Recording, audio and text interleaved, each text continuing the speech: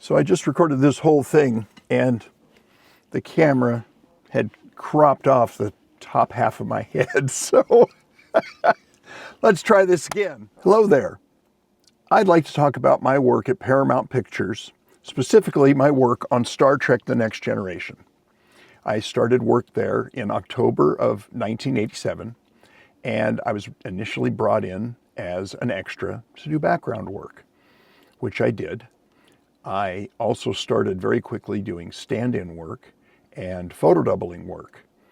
This led to work as various aliens. I have been Romulans and Klingons and patrons in 10 Forward and whatever else I could get to keep food on the table, and also just because I loved it so much. I spent 12 years or so on the Paramount lot, and it was a tremendously disproportionate part of my life, and I hope to convey some of that joy to all of you, and also record some of these stories that I've told at various conventions and to friends and family, and really anybody who would listen or was trapped in a car with me for a great length of time.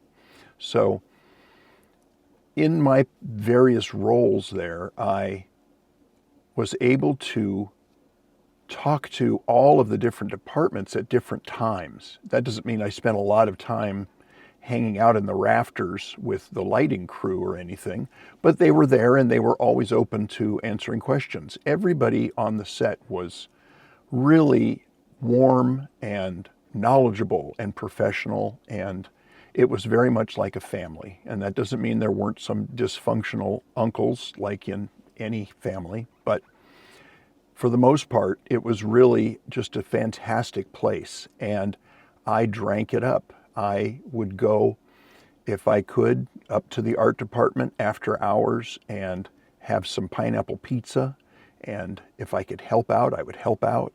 If I could go to Image G and watch them light a ship or film it, I would do that. If I could go out to Greg Jean's shop and watch him building a model or something, I did that. I sometimes went to Modern Sound and saw them dubbing and recording audio for episodes.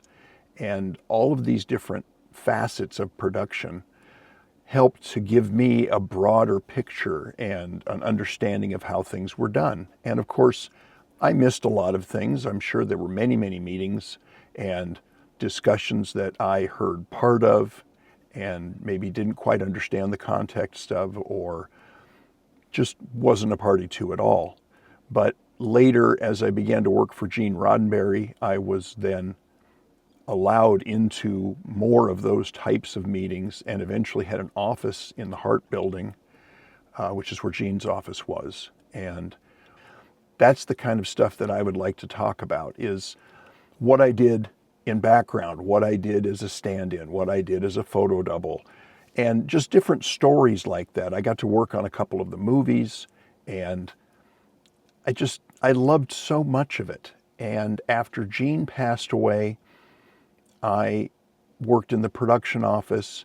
Then eventually I got offered a job in the Paramount licensing group and was sort of their resident Star Trek expert, and also was an interface back to the production's various departments. So wardrobe and the set building guys, the painters, the prop guys, they had pieces that, of course, Playmates Toys was replicating. So if I could get a photo of the real thing, or I could get a sample of the paint, or a swatch of fabric, or a piece of carpet that they could then use for their products, it just made those products better. And everybody was happy about that. So it was really just a great place to be at a great time. And then that in turn led to work at a newly formed group called Paramount Digital, and they hired me in to start what would eventually become the Star Trek Continuum for the Microsoft network, and that in turn became StarTrek.com, and it looks nothing like StarTrek.com that's there today. The digital group eventually folded, and I really don't know what happened to the files and the file structure and all of that. It was an enormous site that we built. And the site that came up later was much smaller. It was leaner and meaner, probably much easier to manage, and just was going in a different direction. And there were new things to focus on, new shows and new products and things to promote. So more power to them. I'm sure they're all doing a great job. And hopefully it's also from a place of love for the product, the franchise that is Star Trek. So join me, if you will, and I'm going to try to keep popping in and telling stories about these things. And if I can punch them up with images, I hope to in the future to augment some of this. It's not going to just be a talking head.